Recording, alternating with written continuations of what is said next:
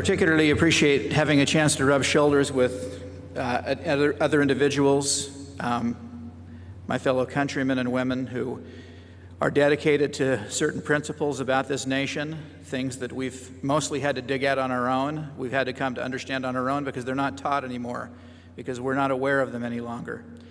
I appreciate an opportunity when I can to share these principles. Not many people want to hear them, but I think as our nation continues on the track that it's going, these truths are going to become more and more sought after and more valuable to people, and more people will want to hear about them. It's important we continue to share this message as individuals in our country begin to starve and hunger for these things and begin to try to find reasons to understand the world around them and what's happening. I know we're gathered today in a capacity of reflection and dedication to this cause, and we're met for a purpose to discuss the health and the needs of our nation. Let me just boot this little baby up here.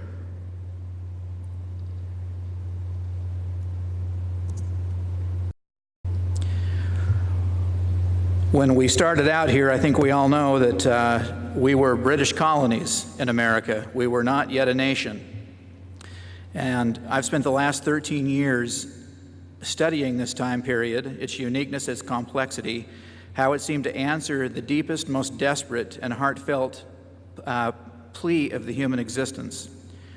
Our founders struggled under many challenges, ruled by men who would command them in all things if they could. They desired the right to be free, free to choose, free to live according to their agency. You might recognize a couple of pictures here. King George III at the top, who was determined to tell the colonies they all were... structural parameters are normal. Okay, was that fixed? Okay. Below him, a photograph you might not be as familiar with, Thomas Hutchinson, the governor of Boston, who assisted the king in trying to rob the citizens of Boston and of Massachusetts of their liberties. And you'll also see a picture there of the Boston Massacre, as the people began to try to stand against the threat of King George to the chartered liberties they felt that had been given to them in their charters as colonies of the British Empire. The king began to try to take away those liberties, and this started out with taxation.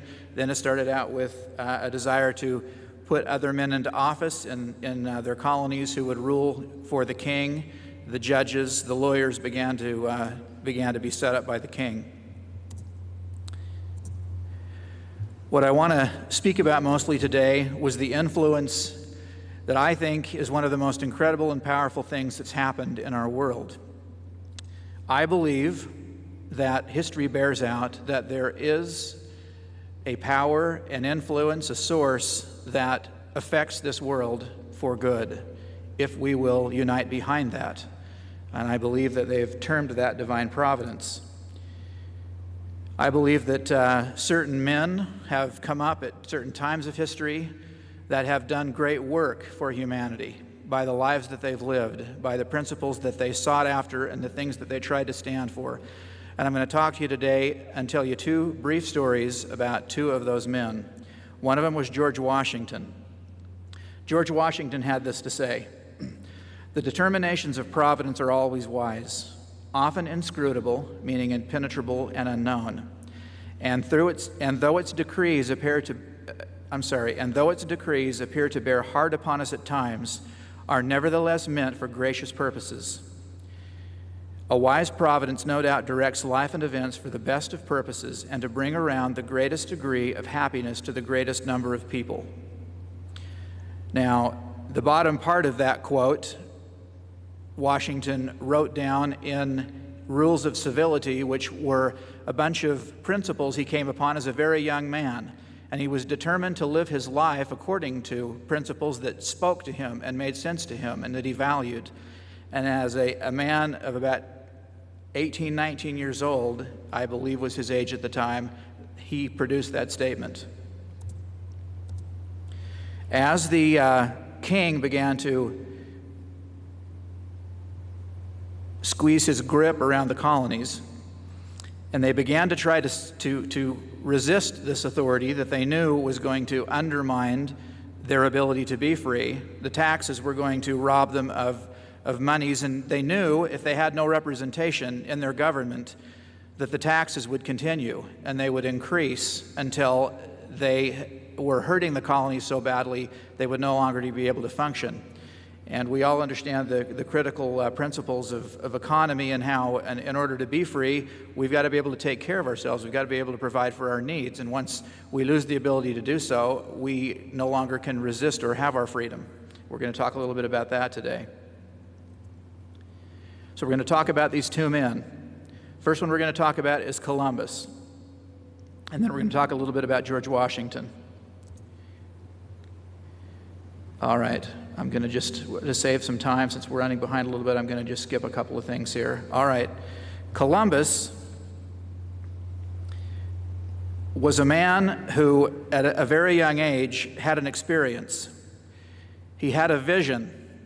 He saw in his mind a land in a distant place spreading out before him.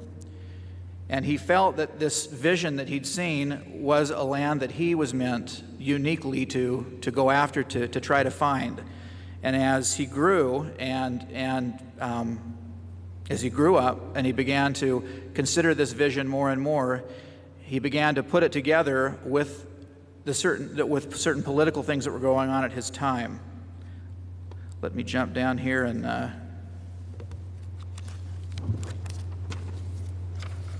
give you a little bit of this backstory.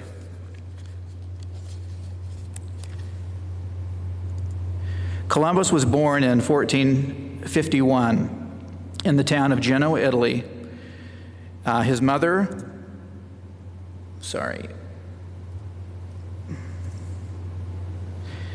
father was Domenico Colombo, and his mother was Susanna Fontana Rosa.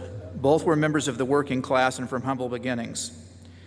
Christopher was the oldest of 3 children and was trained in his father's trade as a cloth weaver, but Christopher dreamed. He loved the sea and the grand ships, and he desired to be part of that world. When he was of age, he got hired aboard ships as often as he could, and he learned all about sailing. Columbus was inspired by a feeling he was meant to accomplish something important in the world. Because of his poverty, his educational opportunities were limited, so he was self-taught. He followed the voice in his heart and the driving force inside of him to be at sea. He was not content just to serve on the crew, but he wanted to be a captain, and, as we've discussed, to go someplace no one had ever been before.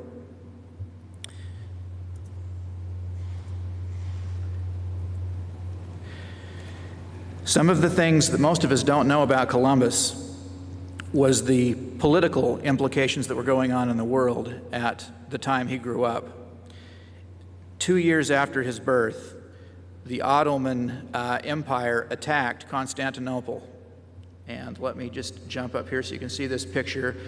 You can see Constantinople just right down there at the top of the Sea of Marmara. And if any of you who are familiar with history and this particular time, when the Ottomans got across the Strait of Bosphorus, that this seaway had basically kept them on the other side in Asia, and they wanted to get across and to be able to take advantage and dominate the other side of Europe. And so this struggle had gone on for a period of time, and they'd been unsuccessful. Constantinople had never been able to be conquered, and finally they succeeded in getting over there, and the empire was divided because the Catholic Church had 2 strong centers, one in Rome and another one here in Constantinople. And so they were not working together, and this allowed them to weaken the empire, and so it allowed the Ottomans to get in and conquer the territory. They continued to move forward in their efforts to take control of the known world at the time.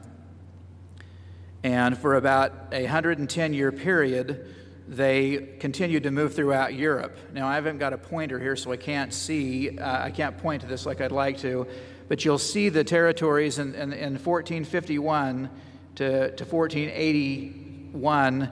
The color there designates how they had moved out right over, and they'd taken over the Grecian peninsula, and they were right on the verge of Italy, right on Columbus's doorstep. So this was a significant thing going on in the world at his time, and Columbus believed that the scriptures were true.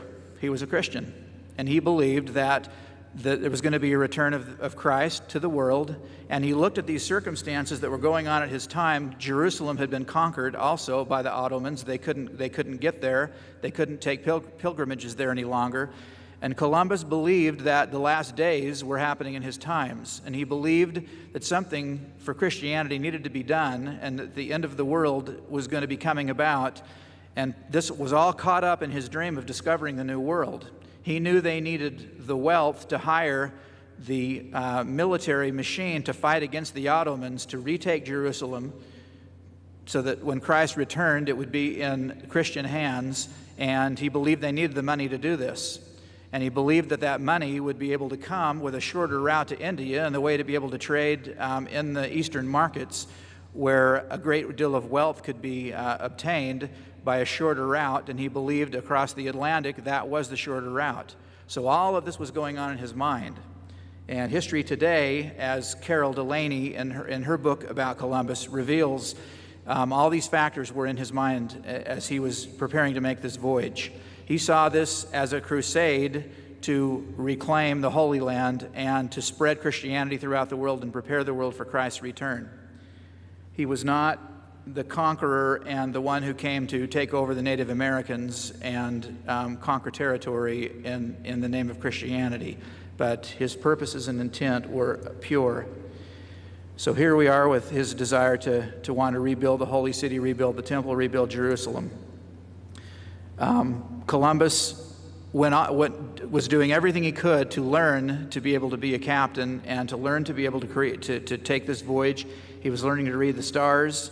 He was becoming aware of the world around him, and as he finally ended up at the court of Ferdinand and Queen Isabella and was prepared to take this voyage, most of us today have been taught something that I still think is still being taught, that Columbus believed the world was round and the rest of the world believed the world was flat.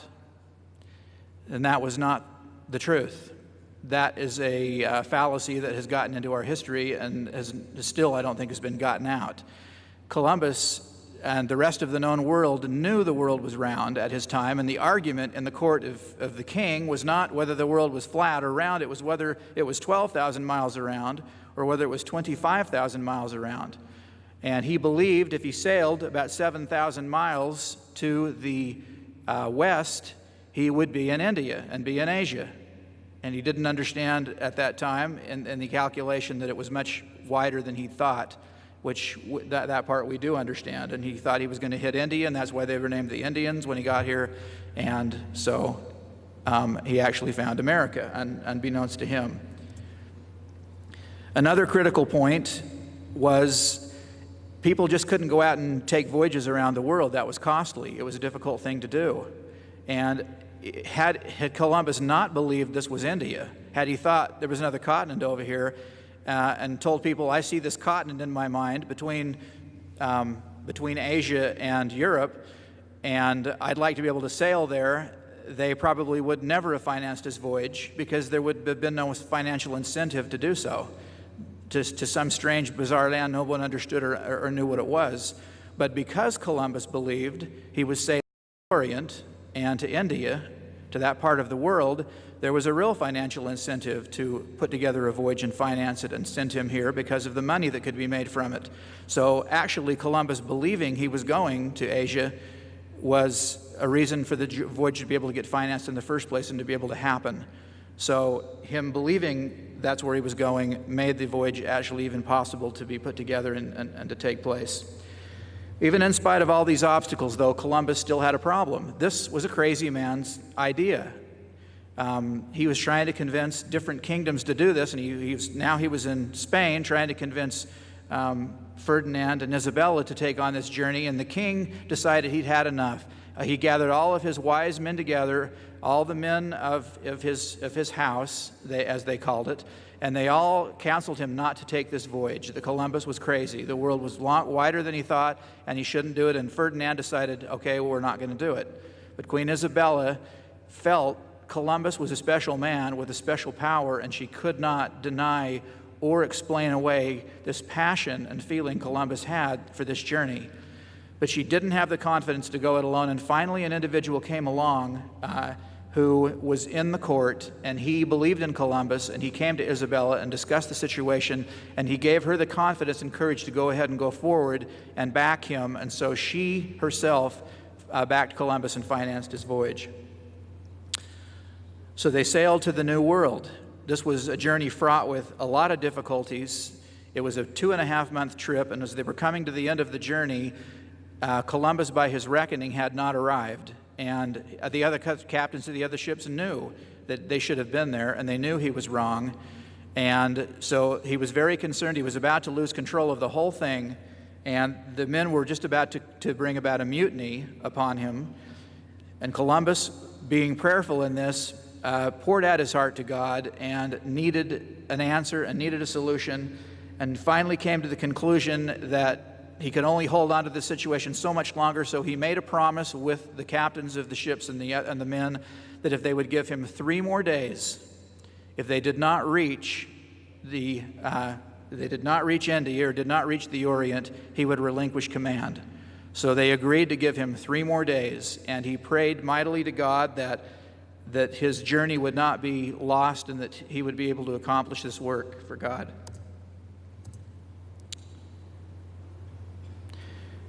Well, on the evening of the third, now there's different stories, on the evening of the 3rd day, just before his 3 days were up, they began to sight something on the horizon.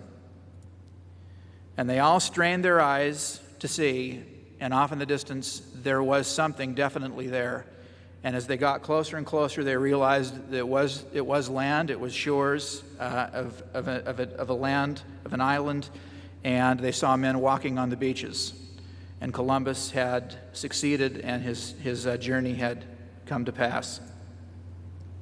I want to read to you his final journal entry that he entered. This was a journal he was preparing for the King and Queen of France to turn over to them. He was keeping track of his journey, and this gives us an insight and a look into the feelings of Columbus. He was returning, this was on his return voyage. I have completed the voyage which our Lord had permitted me to make, and for which he inspired me. For certainly besides that, I know and firmly believe, and strongly, without scruple, that God does all good things, and that everything is good except sin, and that nothing can be estimated or thought which is not without his consent.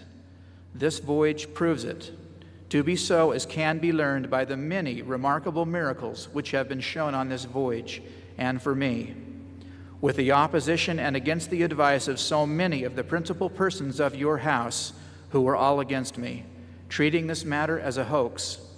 I hope in our Lord that it will be the greatest honor for Christianity. So as Columbus returned, thinking he'd found India, and that this thing he was trying to bring about, all this purpose for the last days was going to be brought about, he also had spoke to the King and Queen about his ideas of taking this wealth that would be gained and reclaiming the Holy Land. All right, we're going to just skip a few things here to save a bit of time.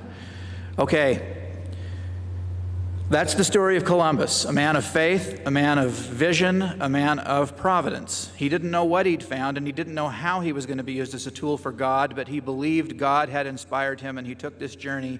And because of Columbus, all the other things happened that come next. What happened here? Did I lean on that button? All right. George Washington, I want to read a statement by him. No people can be bound to acknowledge and adore the invisible hand which conducts the affairs of men more than the people of the United States. Every step by which they have advanced to the character of an independent nation seems to have been distinguished by some token of providential agency in the important revolution just accomplished and in the system of the United States government. I'm going to link these two men together. As Columbus, through providence, found this land at a particular time when it was needing to be found, Washington showed what the destiny of this land eventually was going to become. Now we're going to jump back just a couple of steps here, and we're going to talk about the Enlightenment for a second.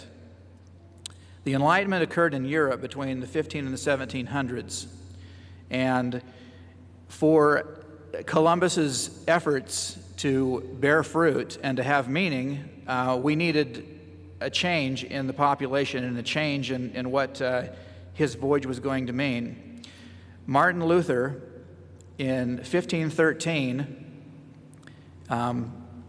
nailed, let me find this here.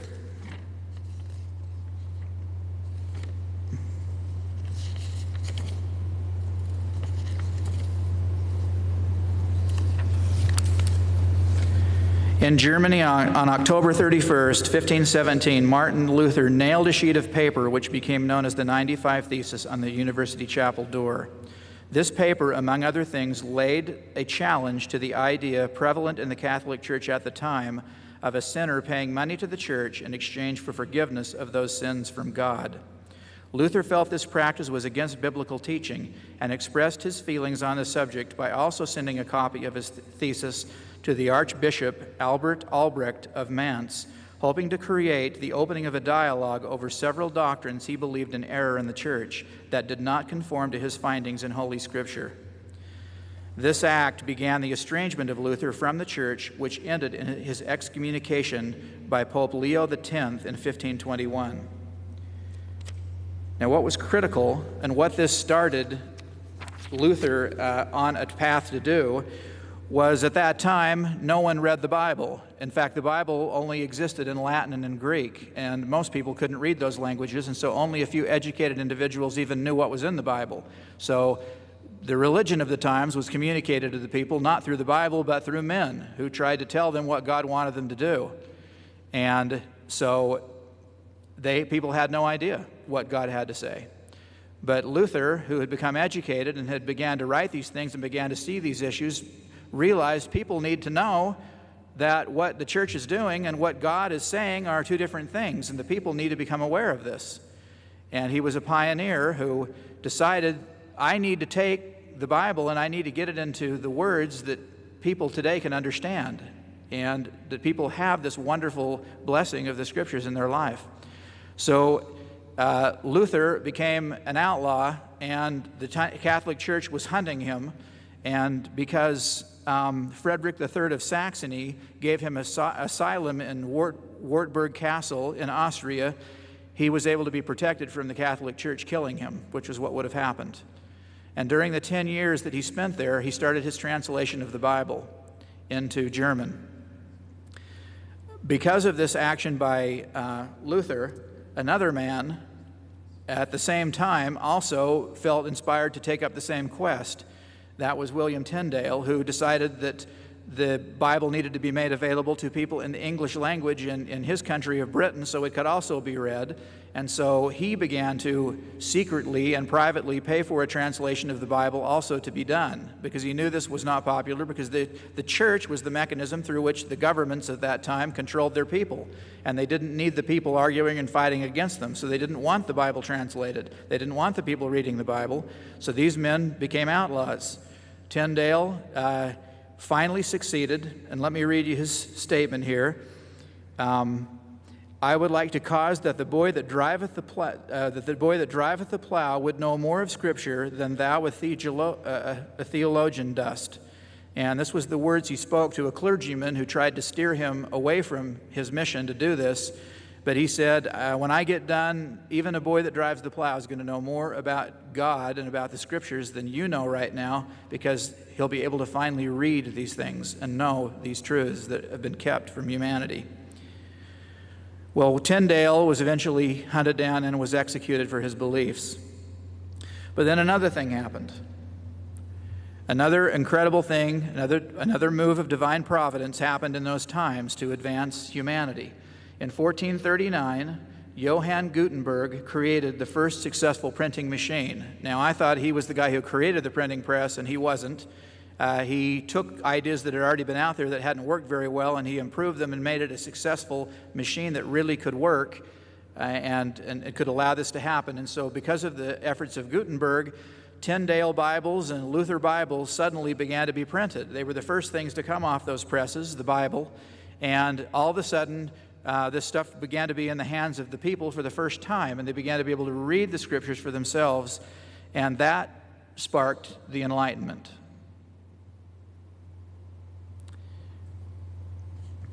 This dispelled the ignorance in the populace, aided by the breakdown of imperialist control all over Europe and in all parts of Asia. This new awareness in the citizenry of those nations also made it clear to the common people much of the information, teaching, and purity in Bible teachings were not being followed. This, of course, sparked the religious Reformation and the scientific revelation simultaneously. Both of these conditions came about because logic and reason were being employed to both areas of human understanding, and the expansion of man's knowledge about this world and the universe was increasing. All of these things, interestingly, come about at the same time the New World has been discovered, and that freedom needs a place to grow and to happen, because it wasn't going to happen in Europe, because those kings were never going to allow it. And anyone who tried, these religious reformers who tried to speak out against the king, many of them were jailed, were killed, were put through terrible tortures to discourage the people. So freedom needed a place to be. And the discovery of America came at a critical time by a man who was sensitive to God. And America was going to need a helping hand. America over here that had been discovered was going to need the right men in order to continue this path for freedom.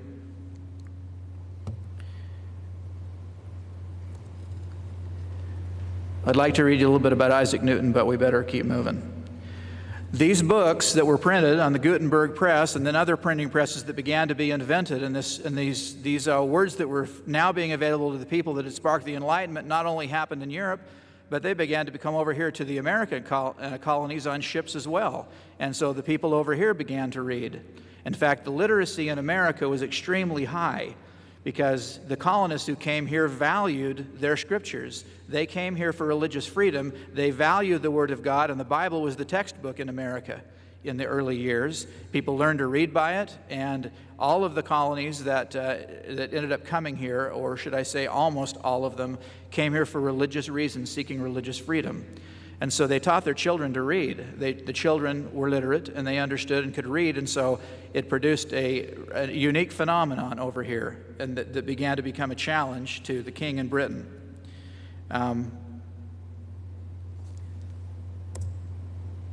So this introduces us to George Washington, born in 1732.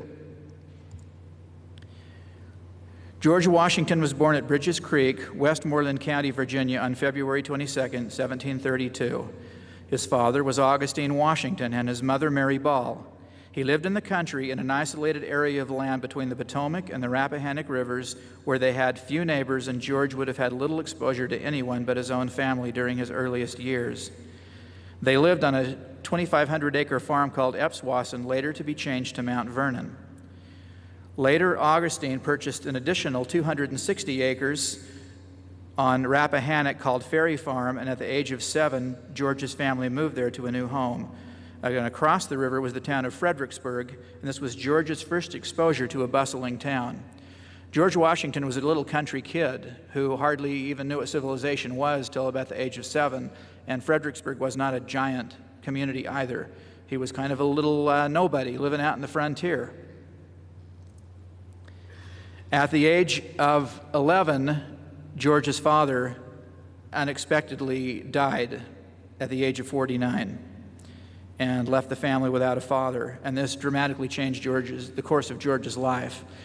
His older brothers had been sent to England to be educated, and George now would not get this opportunity. And what education he did get would come from his father and his brother.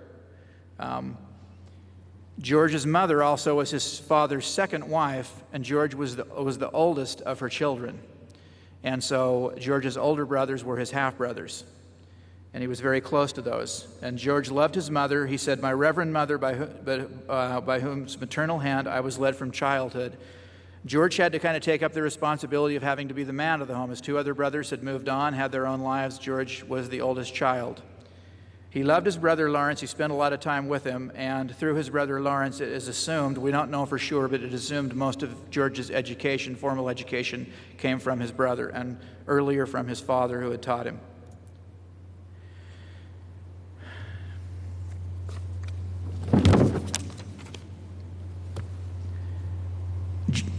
His character was unquestioned by his contemporaries. While it is true he was not an educated man in the literary sense of the word, he was learned in life and experience. He was willing to seek out the best advice and follow it, showing he had the ability to discern common reasoning, exercise problem solving, and adapt. This was one of the reasons he made such a good military commander. Now, there's a lot of stuff I'd like to share, but we don't have the time, so I'm going to skip a couple of things here I was going to talk about. One thing I do want to point out, George Washington, he had several things in his youth that almost claimed his life. He had malaria and he had smallpox, both diseases that were serious enough at the time that they killed many people. But he was carried through these. But his brother Lawrence died of tuberculosis, so he had already lost his father and his closest older brother. The Washington Constitution was not impervious to the difficulties of the times, but yet George was taken through these events and did not die from them because he needed to live to fulfill his destiny. This is a story I really wanted to tell, but there's some things at the end I just want to make sure we've got the time for. George made a journey at 21 years of age to a French encampment because the French were encroaching on British territory on the other side of the Appalachian Mountains. And George made a special trip to take a message to the French to tell them the British were going to protest their claiming of that territory, which later sparked the French and Indian War, which George also participated in. And on his return trip from this, George was being chased by some Indians, he believed. They didn't know for sure, but they'd already been shot at, and their life had been threatened by these Indians because they were on the French side, had French sympathies. And so George comes to the Allegheny River. They've got this old dull hatchet. They've got to get across this river, him and his companion, Christopher Gist. And it's wintertime. The river is filled with ice, and they've got to get over it. So they spend half of the day, or most of the day, building a raft with this dull hatchet, strap it together, and as night's going down, they figure they better get across this river because the Indians could catch them and they could kill them. So they decide to risk this as the sun's going down, it's getting cold, and on their way across the river, they're getting wedged in the ice. The ice is collecting all around the raft and holding them in the middle of the river. They can't get to the other shore.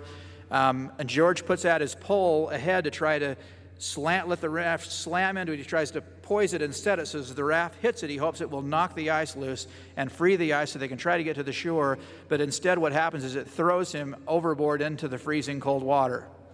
And he gets a hold of the raft, holds on, he gets pulled back on, and they can't get to the other shore, but there is an island in the middle of the river, so they land on this island, and George has to spend the whole night without a fire, freezing, soaking wet in this freezing cold weather with no way to warm himself. He should have died.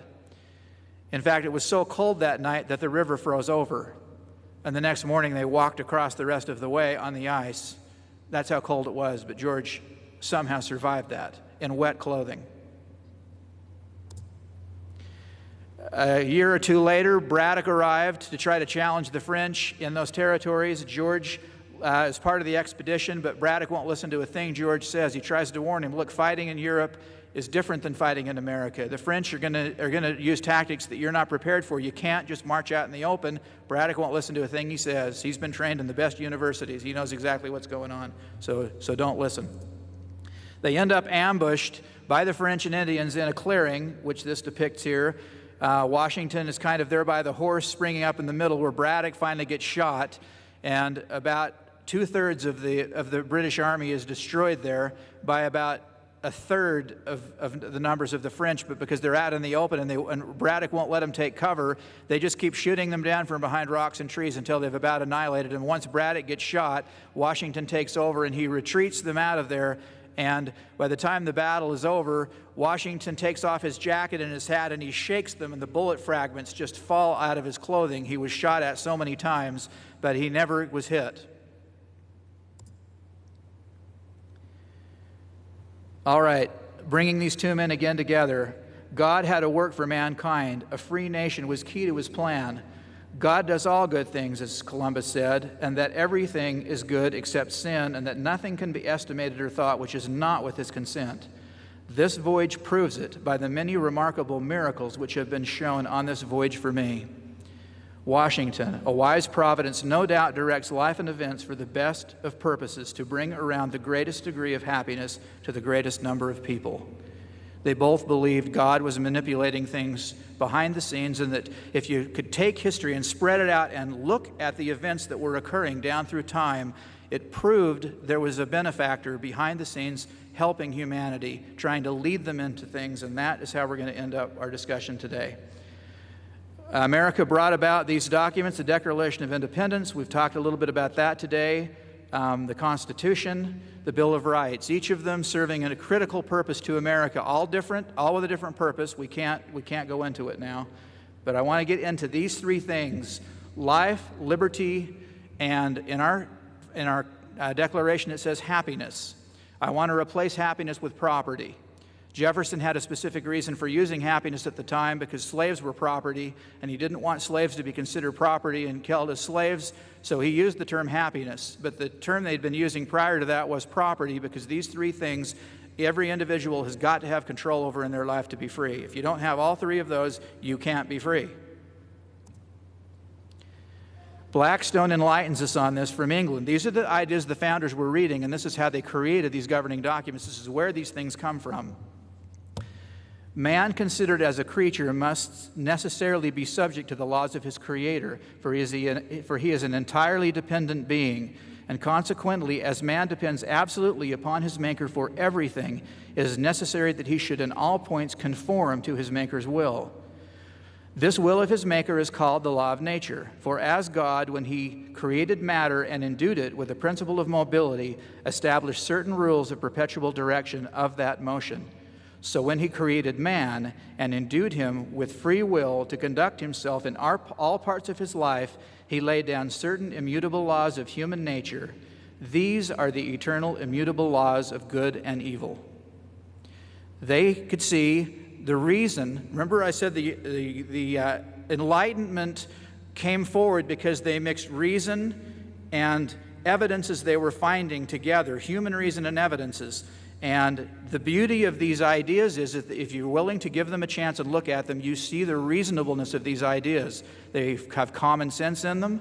They make common sense. We're here. Who placed us here? Who do we rely upon? Who do we depend upon? Who should we be listening to? Who is it we can look to for truth? Who is it we can look to for the law? Those rights, then, which God and nature have established and are therefore called natural rights, such as life and liberty, need not the aid of human law to be more effectively invested in every man than they are. Neither do they receive any additional strength when declared by municipal laws to be inviolate. On the contrary, no human legislature has power to abridge or destroy them, unless the owner shall commit some act that amounts to a forfeiture. And that act would be to violate someone else's rights. If an individual violates your freedoms and your rights, then they forfeit their freedom and their rights.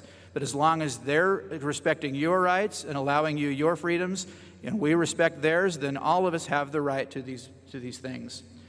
Rights are not gifts from one man to another, nor from one class of men to another. It is impossible to discover any origin of rights otherwise than in the origin of man. It consequently follows that rights appertain to man in right of his existence and must therefore be equal to every man. I think you recognize Blackstone now, and that was Thomas Paine who wrote Common Sense, which affected America greatly in crisis. Man's origin. Because the founders had discovered the truths of man's origin and the pure human rights of individual freedom over one's life, liberty, and property, they were building on a true foundation. So America began to prosper, and the people began to succeed larger and more powerfully than ever before. The topic of law can sound quite intimidating, but it is actually based on some rather simple principles. John Adams says, "Government is a plain, simple, intelligent thing, founded in nature and reason, quite comprehensible by common sense." And when law becomes complicated, It only becomes complicated because people are intending to use law to manipulate it for their own purposes. And as long as the law is kept simple and plain for all to understand, then the law serves its purpose, which is to protect our natural rights. We hold from God the gift which includes all others. The gift is life, physical, intellectual, and moral. The Creator of life has entrusted us with the responsibility of preserving, developing, and perfecting it. In order that we may accomplish this, He has provided us with a collection of marvelous faculties. Each of us has a natural right from God to defend his person, his liberty, and his property. These are the three basic requirements for life, and the preservation of any one of them is completely dependent upon the preservation of the other two. For what are our faculties but the extension of our individuality? And what is property but the extension of our faculties? Frederick Bastiat wrote a book called The Law. And if you haven't read it, it's awesome. These are just a few extracts from that book where he gets down to the very foundations of what government should be, what it should do, and what bounds it needs to be kept within if it is to be true law that is going to serve the true interests of the people. All right, true law. This we simply call the law, and the law did not come before the rights. Life, liberty, and property do not exist because men have made laws. On the contrary, it was the fact that life, liberty, and property existed beforehand that caused men to make laws in the first place. True law must therefore protect each man in his rights to be legitimate or lawful, for the law grows out of the reality of our existence and the need to preserve it and to improve or perfect it. Though the earth and all inferior creatures be common to all men, yet every man has a property in his own person. This nobody has any right to but himself. The labor of his body and the work of his hands, we may say, are properly his. Whatsoever then he removes out of the state nature hath provided and left it in, he hath mixed with his labor and joined to it something of his own, and thereby makes it his property. It being removed from the common state nature hath placed it in, it hath by his labor something annexed to it. That excludes the common right of other men. For his labor being his unquestionable property of the laborer, no man but he can have a right to, once joined. Now that's probably a little bit hard to grasp, that little idea there, because of the way they spoke in those days. But he's basically saying God's placed the earth here. He gave it to his children in order to take care of their needs and provide them with an existence. We create governments while we're down here so we can learn how to live together and get along and cooperate with each other. But our life and our existence came first. And because we live and we exist and God put us here, we created law in order to protect those basic natural rights God gave us. The law did not come before the rights. Governments don't tell us what our rights are. The rights existed in the first place, and government has to be created later so human beings can learn to create a system by which they can all live under and try to protect and preserve those basic three rights. All laws passed must stand up to that framework of man's rights. For one man has no right to encroach on the rights of any other.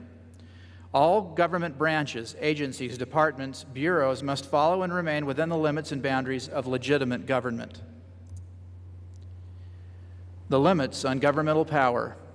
Now, this is what our Constitution and our Bill of Rights accomplished. Incorporated within those documents, the founders protected the rights of the individual, the rights of the states, and the limits on which the federal government would have so it would not go beyond those.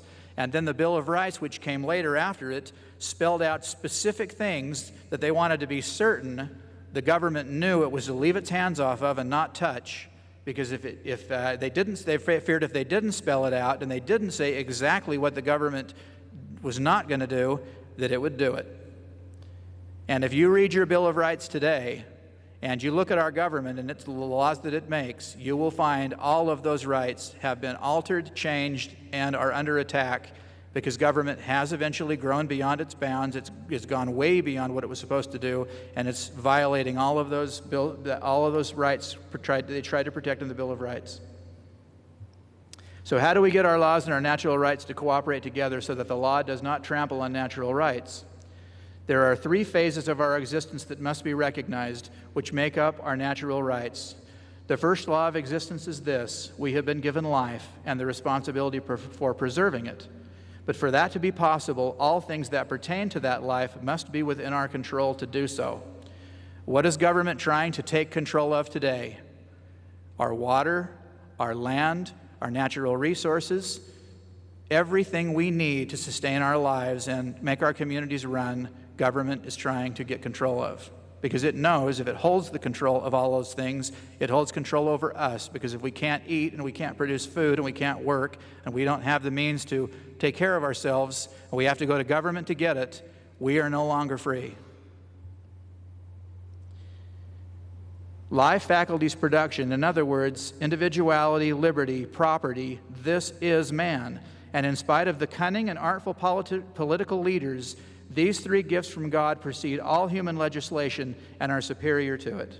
And that's from our good friend Frederick Bastiat again. He was a Frenchman, by the way. He was not a founding father. He came after the founders about 50 years, and he took the truths they had been working out and trying to accomplish, and he put them into this amazing book, The Law, which breaks these principles down they taught and puts them into a great, as you can see, a great method for us to understand them. All right, we're almost done. And I've got 36 seconds. The limits on government power. The second law of existence is this: if every person has a right to defend, even by force, his person, his liberty, and his property, then it follows that a group of men have the right to organize and support a common force to protect these rights constantly. Thus, the principle of collective right, its reason for existing, its lawfulness, is based in individual right. So when we create a government, individual rights don't disappear and get swallowed up in the collective. Individual rights are first, they're the foundation. Collective rights that get stuck on it to try to help support it are there to support individual right, not to replace it. All right? There's a lot of things I'd like to say about this, but we're out of time. The limits on government. The third law of existence is this: no government can be given a power or authority beyond individual right when delegating and assigning the power of collective right. The collective right or government can't do as a collective that which would be unlawful for individuals to do without the violation of individual rights. To do so is for the law to act contrary to its lawful purpose to protect life. Thomas Jefferson also discovered this truth. The equal rights of man and the happiness of every individual are now acknowledged to be the only legitimate objects of government. We'll just touch plunder here and then we're done. Legal plunder. The law, when misused, has placed the collective force at the disposal of the unscrupulous who wish without risk to exploit the person, liberty, and property of others. How is this legal plunder to be identified? Quite simply. Now, I'm going to read this statement. Think of our government. Think of what our government is doing today. How is this plunder to be identified? Quite simply. See if the law takes from some persons that which belongs to them and gives it to other persons to whom it does not belong. And if you say you love people and you care about people and you're just trying to protect them, so I got to take more money from these guys to give to these guys.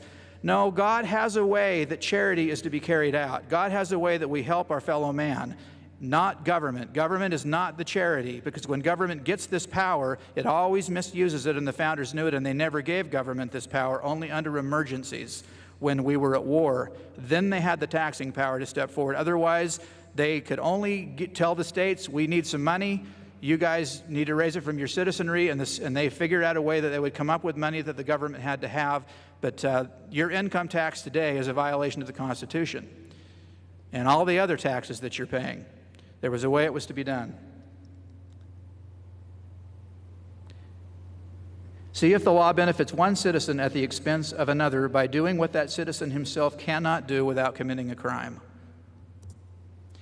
All right, I just want to read this poem and I'm finished. America is not just a name or a place, but it is an idea and a feeling.